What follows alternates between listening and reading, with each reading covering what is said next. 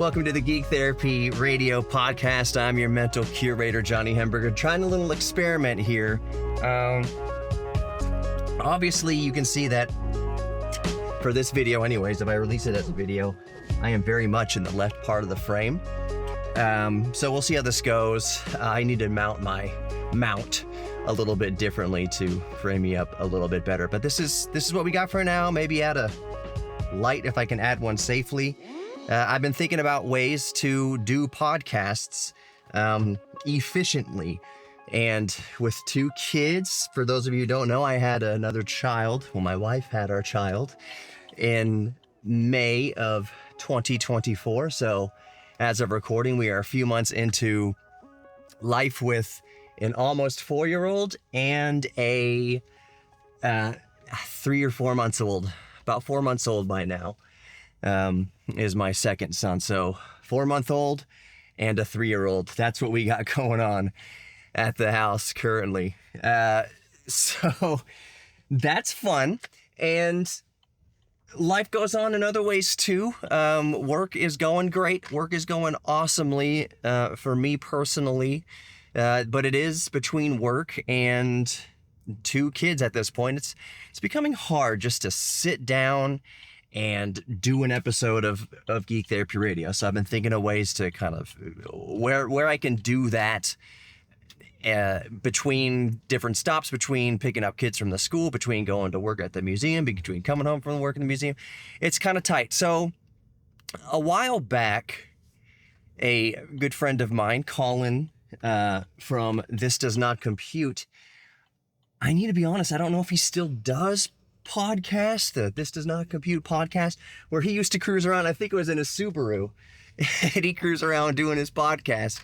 It was really cool kind of format. I thought, you do what you got to do when you can do it. I'm going to make sure not to look at the camera too much here while I'm driving for safety reasons.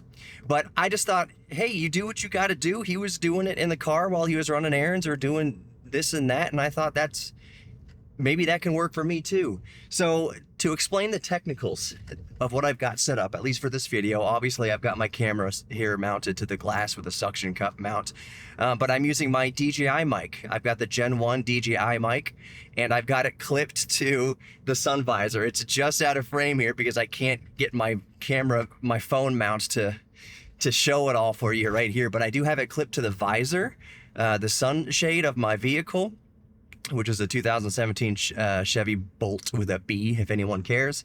But yeah, it's aimed kind of more or less down towards my mouth. So I feel like this is kind of the best car audio that you can possibly get, with the caveat that it is vehicle audio. So obviously I'm driving down the road, I'm using my turn signals like a competent human being.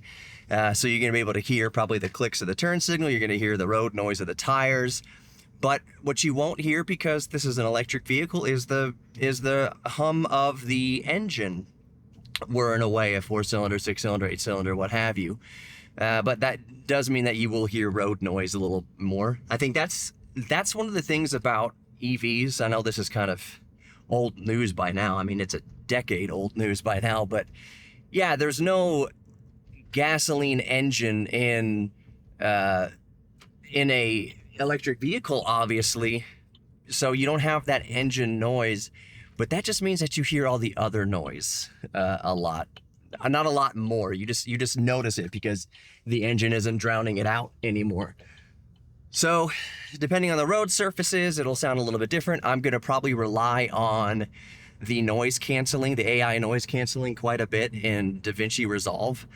No matter how I release this podcast, if I release it audio only or I release it alongside this video, which by the way I think is only being recorded in 720p also, I'm going to use DaVinci Resolve's amazing suite of audio tools. That's one reason I love DaVinci Resolve so much, is because I come from a background in audio, and DaVinci Resolve's audio tools are robust. One of the awesome tools that DaVinci Resolve has, and I'm sure Adobe has it too, and I'm sure Final Cut has their version of it as well. But one of the awesome tools is this AI noise canceling, and it doesn't, so the thing is, like, it will save takes. So that's the good thing about AI noise canceling, is it will let you use otherwise possibly unusable audio. When you're running something through AI noise cancellation, it doesn't make the tone of someone's voice sound better. Actually, it makes the tone of voice sound different. It affects EQ. It kind of it can have adverse effects on the human voice as a human voice. But yes, it will mostly eliminate background noise. The heavier the background noise, the louder the background noise, or you could just call it the noise floor for any of my audio people listening right now. The higher the noise floor. So if you're at a museum or you're at a crowd and there's lots of people cheering and you're trying to have a conversation, the AI is really good at isolating your voice from that.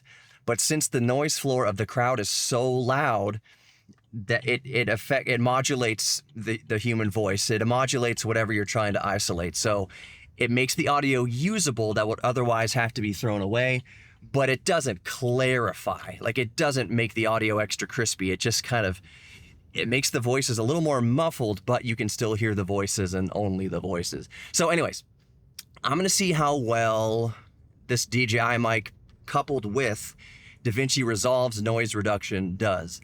The Gen 2 DJI mics have built-in noise reduction, which is really cool. I have not tested out the Gen 2 DJI mics. A buddy of mine did get the DJI mics, another videographer, DJI mic Gen 2s. And he had some issues with it. A lot of people, most people, anybody who bought the Gen 2 DJI mics right out of the box, opening day, so to speak, had issues, had some audio issues, had some EQing issues. It just didn't sound right. I think from one transmitter to the other, it kind of sounds a little bit different when they plug in their certain lavs into the port of the DJI mic Gen 2. It had some weird effects going to it. Maybe not enough gain, maybe too much gain. It was tough to kind of dial in if plugging certain like Sony lavs into it. Don't quote me directly on that. Lavs, I think the issue in that regard kind of rested in whether or not the lav could use or required phantom power from the pack. And since there's different variables between different lavs on the power requirements and whatnot, then the DJI mic kind of sounded different plugging in different lavs and gave some lavs a lot of problems. My friend who's a videographer is a Sony guy. He works with a lot of Sony equipment, and he was having problems with some of his Sony stuff. I think his Sennheisers also gave him a little bit of guff. I gotta try to get out of this lane. I'm stuck behind a garbage truck and there's a Bronco behind me just right up on my bumper. Like, dude, going as fast as I can. Nice blinker. Thanks for letting us know what you're doing there. Anyways, sorry, I'm road raging here in Houston, Texas. So yeah, the DJI mic Gen 2s had some issues when they first released. They have since come out with firmware updates that have largely, I think, cured most, if not all, of those issues. I know that as of recording right now, DJI came out with a recent firmware update a couple weeks ago for the Gen 2 mics, and the users were just blown away up this. Wow, this fixes so many things, and it sounds really good. One of the things that the new update for the DJI mic Gen 2s did was re-EQ'd. It added a different EQ curve to the lav, so right out of the lav, you had a nice a scooped kind of EQ where you took out. You can just look at the EQ. It looks like they took out the low mids and the upper mids. Well, the mid. So they took out around 300 hertz. It looks like to me 800 hertz. Don't quote me on that. I'm not looking at the frequency graph right in front of me. But one way that I sweeten the sound of lav mics, and a lot of different mics for that regard, is for my own voice, I pull 4 to 6 dB from 300. I pull 4 to 6 dB usually from around 800 or around 1,000. That kind of gets rid of the kind of boxiness and the woodiness, if you will, of the human voice, of my voice, at least in a lav. So I think DJI added a similar EQ profile just baked into the audio recorded with the lav. So if you're running and gunning and you don't want to do a lot of EQing to your DJI mics, that kind of solves that. At the same time, as an audio guy, anytime you're adding, it's called a destructive edit to a destructive modification to an audio signal. Like when you add a compressor in line, like sometimes when you're tracking drums and sometimes when you're tracking loud vocals or whatever, you'll have a compressor acting in line into the audio recorder. So instead of recording something raw, unaffected at all, and then after the fact on playback, adjusting EQ and adjusting compression, if you had a compressor inline, then that compression is recorded. Like, you cannot undo that compression, more or less. I know there's expanders and different things, but it's baked in. It's called a destructive edit, really. So with DJI Mic Gen 2s, add this EQ curve. That's on the way in. So you better like how it sounds, and because that's the way it's going to sound. You can go back and EQ it maybe a little bit more to taste, but it's kind of like, I remember I mentioned this in a comment on YouTube somewhere, basically, that I thought it was really cool that they added that sweetened EQ curve to the lav, but at the same time, as an audio guy, I kind of want to be able to EQ to my taste. I want a flat signal, as flat as possible. I just want whatever the mic sounds like. I just want to record whatever the mic sounds like naturally, and then do my EQing. So I equated it to, in this comment, it's like if you're a videographer and you shoot in a log format. You're shooting in a flat color profile. You are just taking the pure data from the sensor, because then you want to go back into DaVinci Resolve, or you want to go back into Premiere, and you want to color grade to your heart's content, versus choosing a profile in camera, a color profile in camera, like vivid or natural or what have you, black and white, and you record it like that. That's just baked in. That's a destructive edit. You can't really undo that. You don't have nearly as much flexibility in post-production if you are recording video in a preset color profile or preset style. So it's the same thing with audio. When I'm recording audio, personally, I want just the flat response, just the whatever the microphone sounds like. I want to record that. No EQ, no compression, no delay, no reverb, anything like that. I just want the raw sound out of the mic, because I want to alter it later. I want the full flexibility of altering it later, after the fact, in post-production. So I was kind of on the fence about DJI's update. On the one hand, DJI mics are very much geared towards run and gun content creation. You just want it to sound good out of the microphone. And then you want to use a camera that just looks good right out of the camera, without adding a whole lot of color grading, without adding a whole lot of EQing to the audio.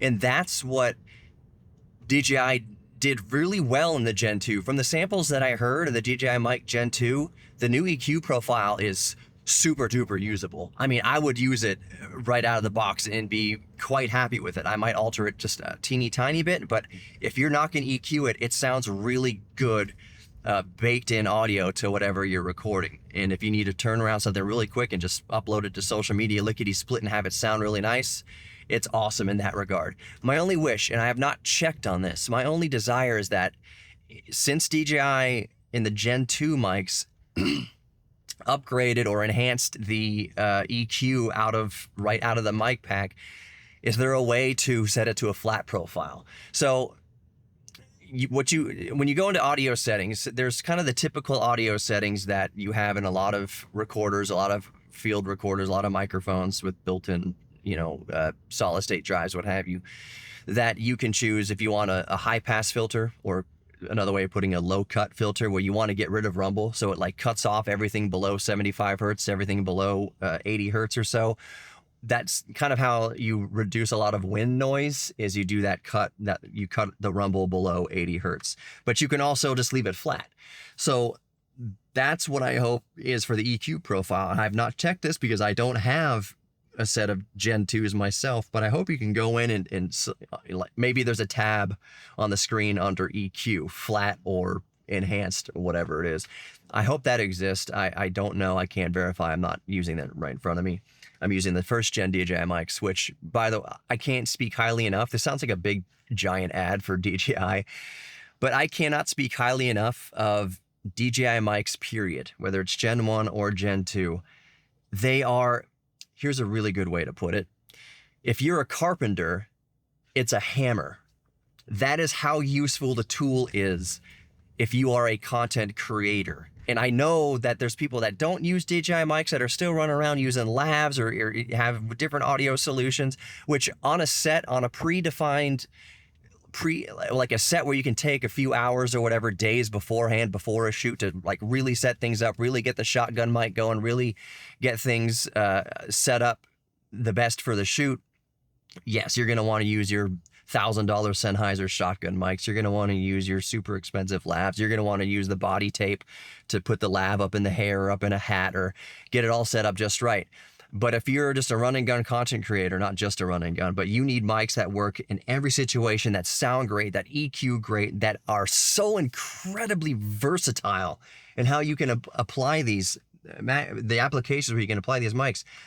If you were a videographer or a sound guy or both, which a lot of us are, DJI Mics, Gen 1 or Gen 2, are like a hammer if you're a carpenter. That's how useful, that's how game-changing. Once you get a set of DJI Mics, you will never go back to using your old way. You'll keep your old ways. You'll keep that gear around, like I said, for those shoots where you have a lot of prep time, a lot of setup time. You want to get the absolute best, most controlled audio possible. Yes, you'll keep the expensive gear for that. But just having in your bag along with your mirrorless, I almost said DSLR, mirrorless camera with your phone, both Android and Apple. It has the Lightning adapter for iDevices, Apple devices that still use that. It has the Type-C adapter for new Apple devices that use Type-C and all Android devices.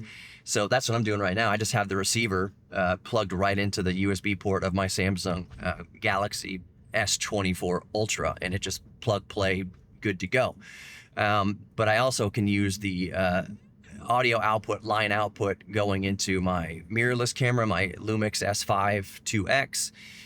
It's so incredibly versatile. It has 8 gigabytes of built-in memory, so you just hit record on the pack. No cameras, no nothing. Just hit record on the pack, and it's recording audio right into the device itself. You can use that as backup track. Like, let's say you are recording into camera. You can also have the mic pack recording in its own internal memory, so that you have just you have 2 audio files now. You have redundant. It's a safety thing. You can have a redundant audio file. Anyways, they're super virtual. They're super valuable. They're super useful. They cost about $300, give or take. I think you can get the Gen 1s for like $250, which is beyond a good value. Like I said, if you're gonna, the next $250 to $300 you spend, maybe $350 for the Gen 2s, the next few $100s you spend on your content creation setup should be a set of DJI mics, either the Gen 1s or the Gen 2s, and you'll be right as rain, and you'll see exactly what I'm talking about and what everybody else who buys them is talking about. They are that good. DJI is not paying me at all. I wish they would. Speaking of that, because I didn't know really what I wanted to talk about today, I recorded a podcast a month ago. I recorded like an hour and a half of just me rambling, and I never posted it. But speaking of DJI stuff, and I'm not being a shill for DJI, just the mics are really good. I recently crashed. I know a lot of longtime listeners know that I crashed my Phantom 2 or Phantom 3 into a skyscraper, and there is a video of that floating around somewhere. Right into the Williams Tower here in Houston, Texas. This was a long time ago. This was like 2014, 2015. But I had another crash of my Mavic 3 Pro. And it was another type of, it was a situation where Riker, my son, 3-year-old, had launched some foam rockets up onto the roof. And I said, well, I'll just blow them off with my drone. And I knew in my gut, I was like, Johnny, that's a really bad idea. You crashed another drone by trying the same thing with pine needles, by trying to blow pine needles off your mom's roof. Don't try to get things off the roof with your drone. That's what my gut said. But my brain was like, no, I'll be super careful this time. So I put it into sport mode, so that I could get rid of all the obstacle avoidance, because with obstacle avoidance, it was like, nah, you're not getting anywhere near this roof. It was doing an excellent job of taking my stupidity out of the equation. So anyways, I disabled all the obstacle avoidance by putting it into sport mode and just being very careful. And I was being very careful for 10 minutes or so, 5 minutes or so, and I was being careful the whole time. But what happens with drones, and I knew this was a bad idea, and I did it anyways. Shake your finger at me, slap on the wrist for me.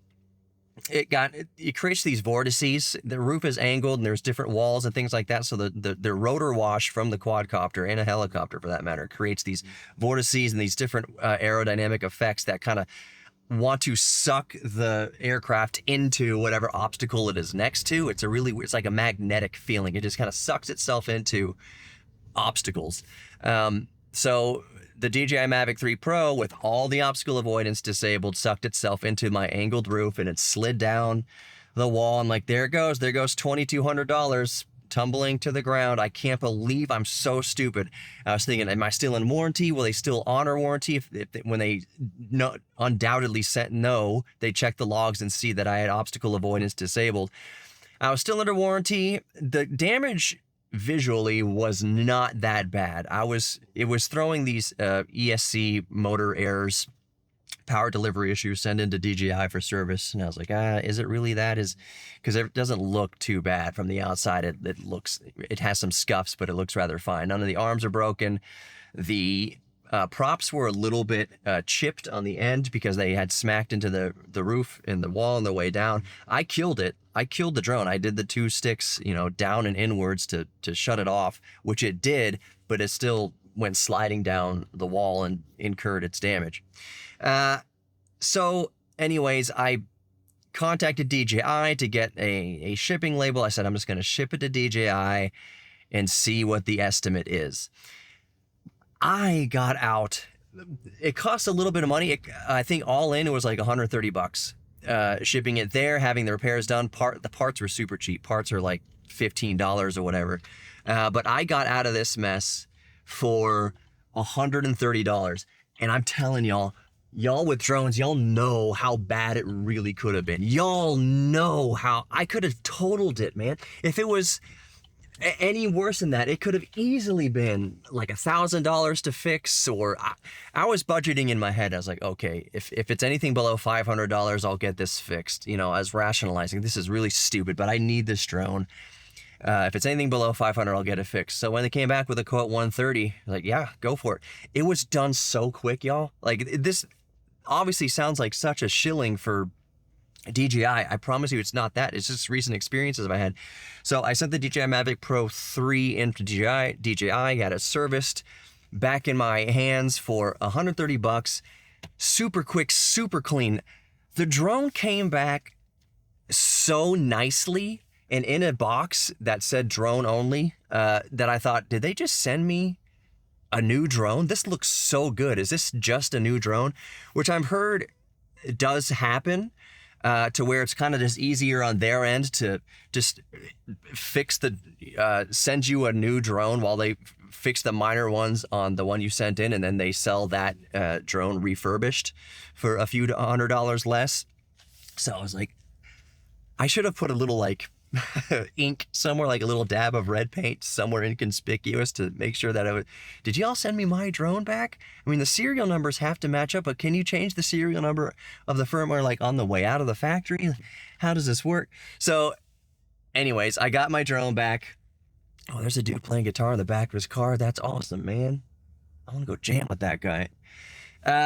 So got the drone back.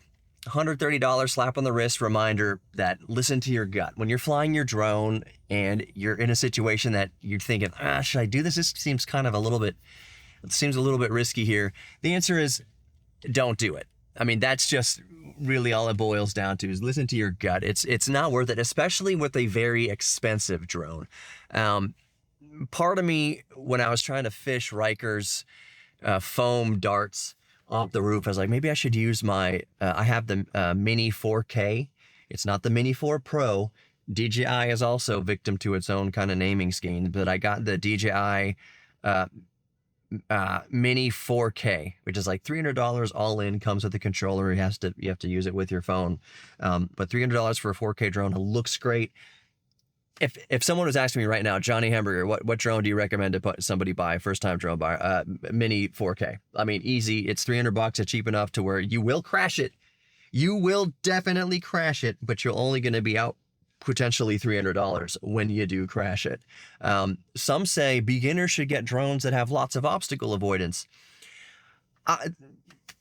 here's my personal opinion, and I'll kind of start wrapping up the podcast with this because I got to go into work. I'm here at the museum, got to go to our Tuesday meeting. Anyways, I say get the cheap one with no obstacle avoidance. $300 is not cheap, but it's certainly cheaper than spending $700, $800, $900 on a Mini 3 Pro or a Mini 4 Pro or what are DJI's?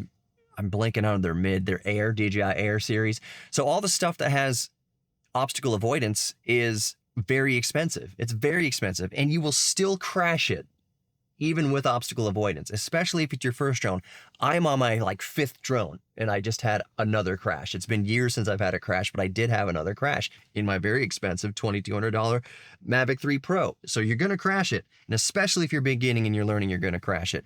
So some people say beginners should get the drones that have the obstacle avoidance because you won't crash it. And well, you still will crash it, and it will be out. You'll be out of a lot of money. Obstacle avoidance is not the end all be all. It is not a guaranteed. It helps, definitely helps, but it's not a guaranteed. It's not a guaranteed feature that will help you avoid crashes. Long term, you're going to get in a sticky situation even with obstacle avoidance. You will crash it, and you're going to have crash a $700 or $1,500 drone.